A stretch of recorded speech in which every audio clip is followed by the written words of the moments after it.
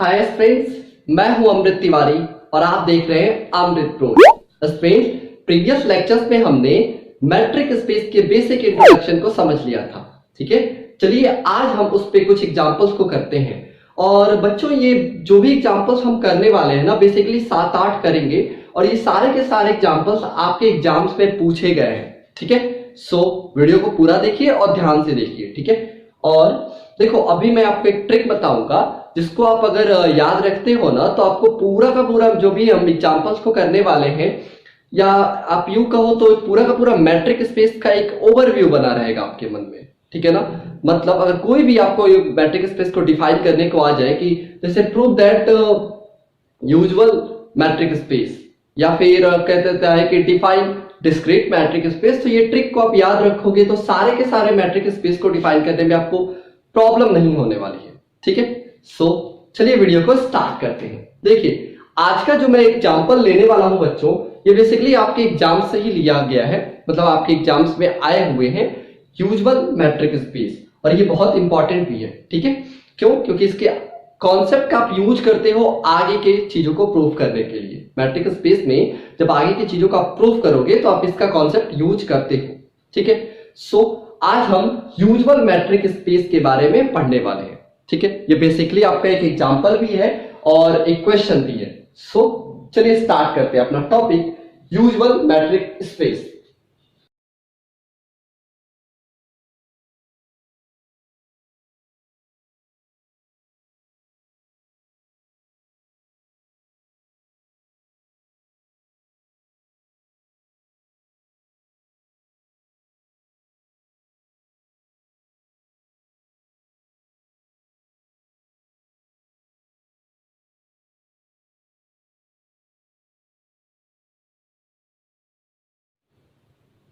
Usual metric space बच्चों ध्यान देना।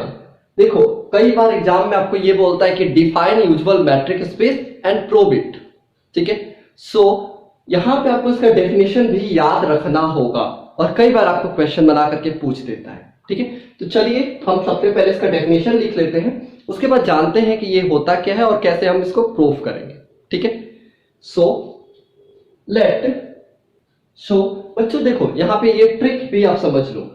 मान लो कि हमको कोई भी मैट्रिक स्पेस डिफाइन करना है, कोई भी। ठीक है, तो आपको क्या माइंड में आना चाहिए? सबसे पहले माइंड में आना चाहिए कि आपका जो एक्स क्या होगा, मतलब सेट क्या होगा। ठीक है, दूसरी चीज जो आपको माइंड में आनी ही चाहिए वो है कि डी क्या है, मतलब हम ये D such that X cross X to R ये पढ़ते हैं ना, तो मतलब ये जो डी है वो मैपिंग है, वो कैसे गिवन है हमको। ठीक है, कहां से कहां तक हमें जाना है। ठीक है, और लास्ट में बच्चों आपको ये देखना होता है कि डी ऑफ एक्स वाई क्या गिवन है। ठीक है, ये तीन चीजें देखिए। तीन चीजें क्या है? पहला आपका जो सेट है वो कैसा है, क्या दिया हुआ है, फिर ये मैपिंग कैसे वो डिफाइन किया हुआ है, और उसके बाद डी एक्स वाई क्या है।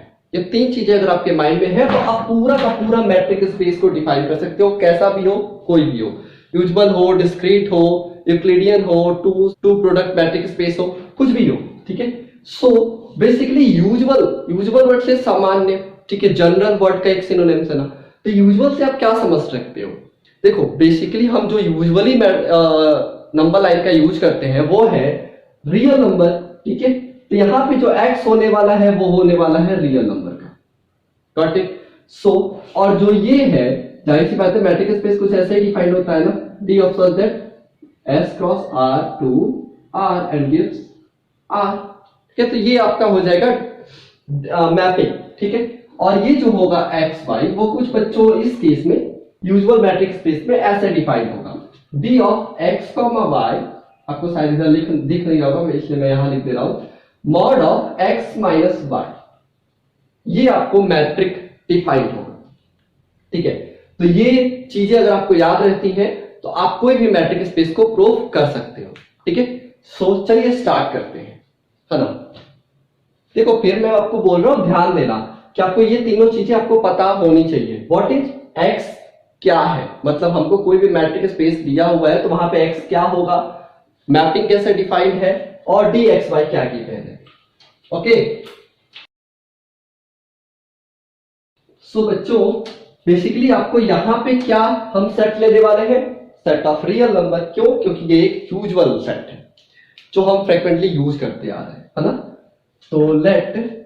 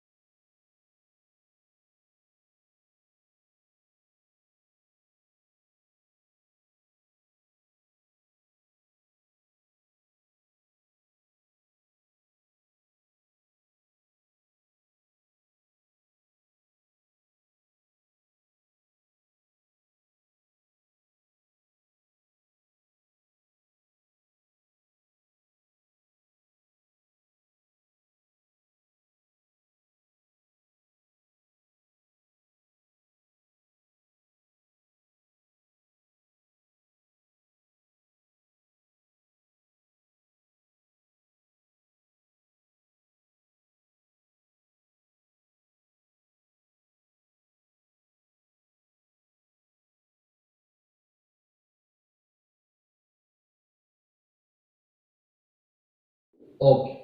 तो देखो बच्चों ये बेसिकली हमारा यूजुअल मैट्रिक स्पेस का डिफिनेशन होता है। अब यहां पे अगर आप ध्यान से देखें तो हमने क्या लिखा है, let R be the set of a real number.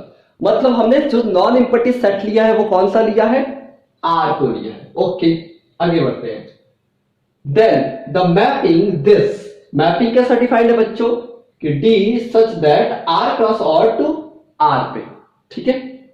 Defined as, ये मैपिंग है वो कुछ इस तरह से डिफाइंड है कि D of X comma Y is equal to mod X minus Y, ठीक है, for all X minus Y is the element of a real number, ठीक है। इसको हम क्या बोलेंगे, मैट्रिक बोलेंगे सेट आर पे, ठीक है। मतलब ये जो डी है उसको हम क्या बोलेंगे, मैट्रिक, ठीक है। ये बेसिकली आप कुछ इस तरह से है, देखो जब आप बीएससी फर्स्ट ईयर में ग्रुप थ्योरी पढ़ते थे तो वहां पे आप एक बाइनरी स्ट्रक्चर बनाते थे, सॉरी अलजेब्राइक स्ट्रक्चर, जिसमें जी कॉमा और उसके साथ एक बाइनरी ऑपरेशन होता था। तो बेसिकली बच्चों यहाँ पे जो ये प्लस वाला बाइनरी ऑपरेशन ग्रुप थ्योरी में होता था ना, वैसा ही कुछ ये डी होने वाला है, ठीक है। सो यहां पे इसको हम मैट्रिक बोलते हैं। ओके अब आगे बढ़ते हैं। और जो ये सेट है बच्चों, मतलब ये x कॉमा डी, जैसा कि आपका ये जो अलजेब्राइक स्ट्रक्चर होता था g कॉमा प्लस, इसको आप ग्रुप बोलते थे। यहां पे अब ये कुछ ऐसा ही है, मान लो कि सेट जो है वो मैंने x ले लिया और बाइनरी ऑपरेशन d ले लिया, तो इसको हम कहते हैं मैट्रिक स्पेस, ठीक है ना। चलो ये बेसिक सी बातें हैं, आपको मैं प्रीवियस लेक्चर में बता चुका हूं। सो ये होता है। अब हमको ये प्रूव करना है कि क्या ये एक यूजुअल मैट्रिक है, मतलब प्रूफ क्या करना है, ये इसका डिफिनेशन ही है। सो कई बार देखो आपको पूछता है एग्जाम में कि डिफाइन यूजुअल मैट्रिक, तो आपको ये पूरी डिफिनेशन लिखनी होगी, ठीक है। और कई बार यहीं पे क्या करता है कि the set of a real number then prove that the mapping, यहीं पे एक वर्ड आ जाएगा आपका प्रूव दैट, प्रूव दैट। अगर ये वर्ड आ गया बच्चों तो यही क्वेश्चन बन जाएगा, ठीक है। Then prove that the mapping this forms a usual metric space, ठीक है। क्वेश्चन समझ में आ गया आपको? ओके तो चलिए अब हम इसके प्रूफ की तरफ प्रोसीड करते हैं। सो प्रूफ,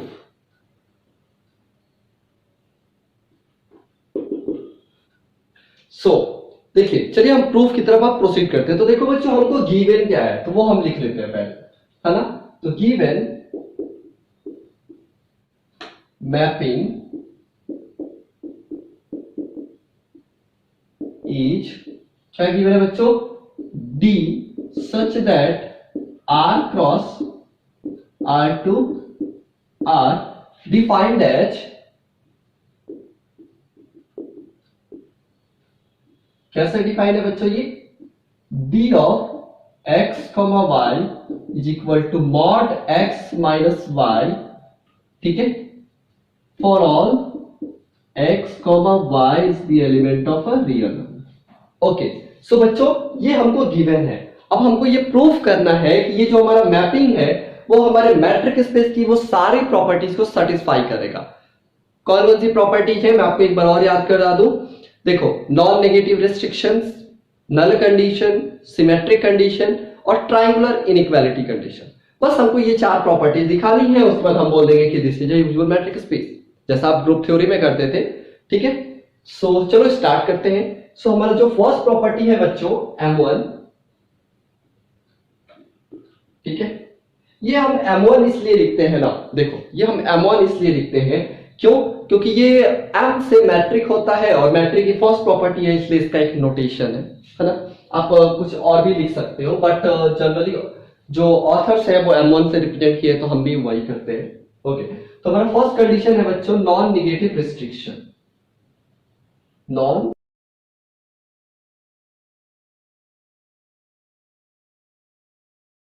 या फिर कंडीशन बोल लो, ठीक है। ओके, तो हमको यहां पे ये प्रूफ करना है बच्चों, ये हमारा जो भी मैपिंग है dxy है ना, ये dxy जो है वो नॉन निगेटिव रिस्ट्रिक्शंस को, कंडीशंस को सेटिस्फाई करता है। ठीक है, सो देखिए वन मोर थिंग आप ध्यान दीजिएगा, ये जो हम कैसे कैसे प्रूफ कर रहे हैं ना, ये आपके माइंड में होनी चाहिए। क्यों? क्योंकि हम जितने भी मैट्रिक स्पेस करेंगे बच्चों, वहां पे ये नॉन निगेटिव कंडीशन जो है वो सब में एक अलग तरीके से डिफाइंड है। ठीक है, तो बेसिकली अब क्या करना कि जब हम पूरा पढ़ लेंगे तो एक पन्ने पे सारे के सारे मैट्रिक स्पेसेस के नॉन निगेटिव कंडीशंस को लिख लेना और उसके बाद रट्टा मार लेना। वैसे रट्टा मारने वाले काम हम करेंगे नहीं, हम यहाँ पे इसको समझेंगे। ठीक है, ओके, तो ध्यान दो, वैसे टफ नहीं है, बहुत ही आसान है। तो चलो स्टार्ट करते हैं। इसके लिए हम क्या करेंगे, सबसे पहले दो एलिमेंट ले लेंगे x, y, जो कि हमारे रियल नंबर के होंगे। ठीक है, अब यहां से हम इसको ऐसे लिख सकते हैं क्या, x minus Y is the element of a real number, of course लिख सकते हैं। ठीक है, अरे देखो भाई, मान लो कि 3 में से आप 3 और 2 आपने एक रियल नंबर ले लिया, तो अगर आप 3 माइनस 2 करोगे तो भी 1 जो आ रहा है वो भी तो एक एलिमेंट ऑफ रियल नंबर ही है ना, ये लिख सकते हैं। ओके, अच्छा, क्या आपने किसी ने भी मॉडुलस फंक्शंस के बारे में पढ़ा है? सुने हो मॉडुलस फंक्शन? देखो वहां पे आप क्या पढ़े होंगे कि अगर हम सेट ऑफ रियल नंबर है तो वहां पे मॉडुलस प्रॉपर्टी को अप्लाई कर सकते हैं। अरे पिछले साल ही पढ़े हो फर्स्ट चैप्टर में, ठीक है, रियल एनालिसिस। तो मॉडुलस प्रॉपर्टी के थ्रू हम ये लिख सकते हैं कि mod of x minus y. अब बताओ कि अगर किसी भी जगह मॉड की प्रॉपर्टी अप्लाई होती है तो क्या होता है, वो ऑलवेज ग्रेटर देन होगा या फिर इक्वल टू होगा जीरो के, या ये वैल्यू कभी निगेटिव होगी, नॉन निगेटिव होने वाली है ना। ये कभी जब मॉड फंक्शन अप्लाई हो गया तो क्या एक्स और वाई निगेटिव होगा? नहीं होगा। जो एक्स और वाई अगर निगेटिव नहीं होगा तो ग्रेटर देन जीरो हो सकता है या फिर इक्वल टू जीरो हो सकता है, जब एक्स और वाई दोनों के दोनों जीरो हो जाए। यही होता है ना। अब यहां से देखिए, हमने अपनी फर्स्ट प्रॉपर्टी को प्रूव कर दिया। क्या बच्चों? कि x और y की वैल्यू क्या दी हुई है, ये तो ठीक है। तो हम यहां से लिखने वाले हैं d of x minus Y is greater than और इक्वल टू जीरो। ठीक है, ग्रेटर देन और इक्वल टू जीरो। और यही तो है आपकी नॉन निगेटिव रिस्ट्रिक्शन या कंडीशन। क्या देखो, d of x y is greater than और इक्वल टू जीरो, यही तो है हमारी फर्स्ट प्रॉपर्टी ना। So here non negative condition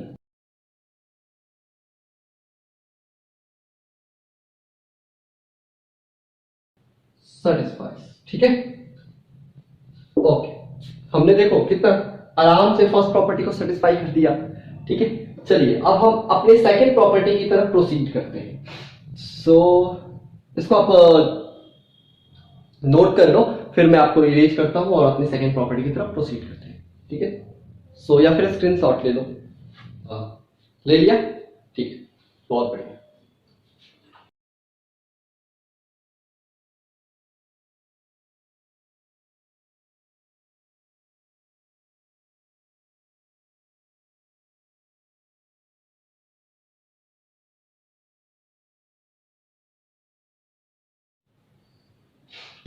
okay, तो चलिए बच्चों, अब हम अपने सेकेंड प्रॉपर्टी की तरफ प्रोसीड करते हैं, जो है हमारा नल कंडीशन। ठीक है, सो M2 इज नल कंडीशन।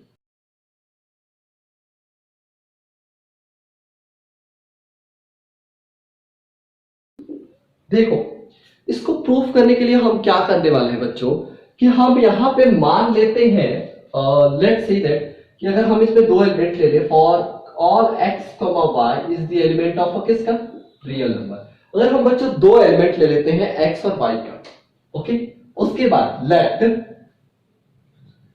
हम यहां पे बच्चों ये मानते हैं कि क्या d of x, y is equal to 0। अब यहां पे ध्यान दीजिएगा, नल कंडीशन को हम प्रूफ करने के लिए हर केस में हम क्या करेंगे, d ऑफ x, y को हम 0 मान लेते हैं। ठीक है, उसके बाद हम दिखा देंगे कि x और y अगर इक्वल टू है 0, इक्वल है तो ये 0 ही होगा। ठीक है, सो नल कंडीशन में हम सारे के सारे जो भी हमारा मैट्रिक स्पेस होगा वहां पे हम पहले क्या करेंगे, x और y जो dxy है उसको हम 0 मान लेंगे। ठीक, ओके, अब देखिए आगे हम क्या करने वाले हैं बच्चों, ये d of x y equal to 0 है, तो यहां से हम क्या कुछ ऐसे लिख सकते हैं क्या, कि mod of x minus Y is equal to 0, और dxy की वैल्यू जो गिवन है हमारे डेफिनेशन में उसको हमने लिख दिया। ठीक है, दिस इंप्लाइज दैट बच्चों कि x minus Y is equal to 0। ठीक है, ऐसा भी लिख सकते हैं हम। ओके, अच्छा, तो एक बात बताइए, x और y 0 कब हो, x माइनस वाई 0 कब होगा, x और y 0 कब होने वाला है बच्चों, जब या तो x और y दोनों के दोनों इक्वल हो। ठीक है, सो यहां से हम लिख सकते हैं x is equal to y, लिखा जा सकता है ना आपको, बताओ यहाँ पे कोई भी डाउट हुआ। देखो, बहुत आसान सा प्रॉपर्टी होता है, हम इस पर dxy को 0 मान के चलते हैं, उसके बाद dxy की जो वैल्यूज है उसको रखिए इक्वल टू 0 कीजिए, मॉड हटाएंगे तो भी इसकी वैल्यू में कोई खासा फर्क नहीं पड़ने वाला। तो x minus y equal to 0 हुआ, तो x और y 0 कब होगा, जब x इक्वल टू y हो। सो यहां से हम इसका रेसिप्रोकल भी तो कर सकते हैं कि x इक्वल टू y, तो हम इसका उल्टा भी तो जा सकते हैं ना बच्चों। ठीक है, सो ये हम दोनों तरफ से प्रूफ कर सकते हैं, इसलिए हम यहाँ पे डबल साइडेड एरो लगाते हैं। ठीक, बात समझ गए, और ये हमारा था नल कंडीशन। ठीक है, सो हमने यहाँ पे नल कंडीशन को भी प्रूफ कर दिया। तो वे चीज नल कंडीशन। ठीक है, समझ में आ गया। ओके, अब चलिए हम अपने थर्ड प्रॉपर्टी की तरफ प्रोसीड करते हैं।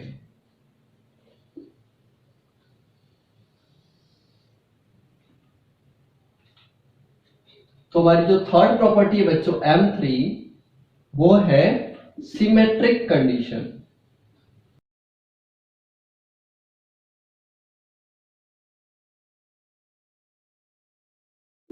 देखिए, इसको हम कैसे प्रूव कर रहे हैं, ध्यान रखिएगा, जैसे जैसे हमने आपको स्टेप्स बताया ना, वो एक बार आप इस क्या करना कि यहाँ वीडियो देखने के बाद आपको खुद से इसको ट्राई करो। ठीक है ना, और अगर आपने एक दो मैट्रिक स्पेस को खुद से ट्राई करना सीख लिया, तो आपको, जैसा कि मैंने आपको फर्स्ट वीडियो में बताया, कि अगर आप शुरू में इस चीजों पे कमांड कर लिए तो आगे आपको बहुत आसानी होने वाली है। ठीक है, सो सिमेट्रिक कंडीशन, इसको प्रूव करने के लिए हम डेफिनेशन को ही एज इट इज लिख लेते हैं, है ना। बाय डेफिनेशन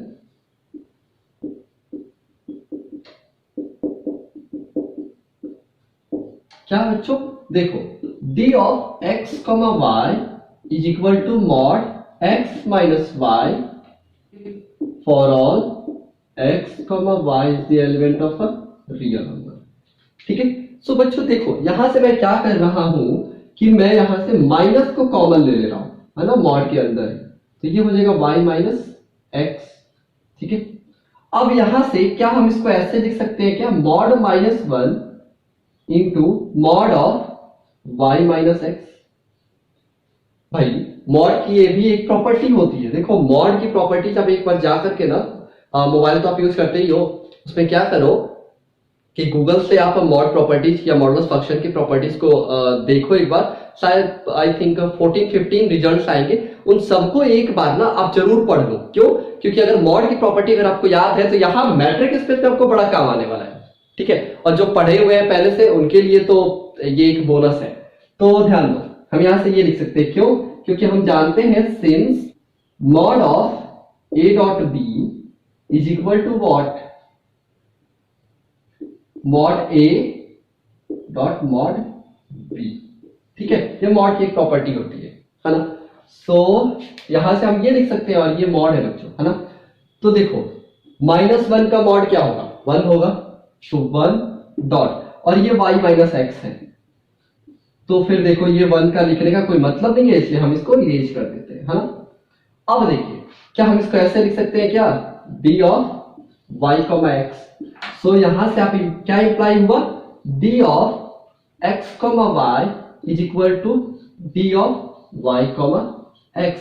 और ये क्या है बच्चों, ये बेसिकली हमारा थर्ड कंडीशन है, सिमेट्रिक कंडीशन। सो आप यहाँ पे नीचे लिख लेना which is a symmetric condition, ठीक है। समझ में आ गया? तो फटाफट आप इसको भी स्क्रीनशॉट लो, और फिर हम अपने अगले प्रॉपर्टी की तरफ प्रोसीड करते हैं, that is triangular inequality condition, है ना, जो इंपॉर्टेंट भी है और सारे में वो भी थोड़ा बहुत ट्रिकी होता है। तो ध्यान देना, और इसको हम इरेज करते हैं, है ना। सो चल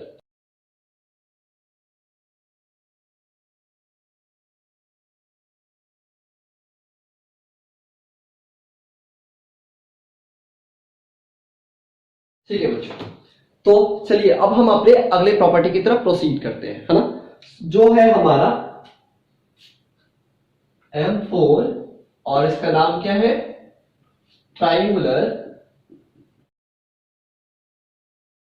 इनइक्वालिटी कंडीशन, ठीक है। चलिए देखिए, इसके लिए हम क्या करने वाले हैं, फिर से बच्चों हम डेफिनेशन का ही यूज करेंगे। ध्यान दीजिएगा आप कुछ चीजों को, हम जब भी सिमेट्रिक कंडीशन की बात करेंगे या फिर ट्रायंगुलर इनइक्वालिटीज कंडीशन की, पहली लाइन हम हमेशा डेफिनेशन से ही लिखेंगे। ये चीजें मैं आपको इसलिए बता रहा हूं इस वीडियो में इतना डिटेल में, ताकि आपको आगे के मैट्रिक स्पेसेस को ना प्रूव करने में बहुत ही आसानी हो, है ना। तो यहां ध्यान रखिएगा। सो हम लिखने वाले हैं बाय डेफिनेशन क्या होगा, d of x y is equal to mod x minus Y, ठीक है, for all x y is the element of real number. Okay, और आपके माइंड में ये पता होना चाहिए बच्चों की ट्रायंगुलर इनइक्वालिटी कंडीशन है क्या। अरे भाई, जिसको हम प्रूव कर रहे हैं वो हमें पता तो हो। तो चलो मैं यहां पे एक साइड में लिख दे रहा हूं कि d of x y is less than और इक्वल टू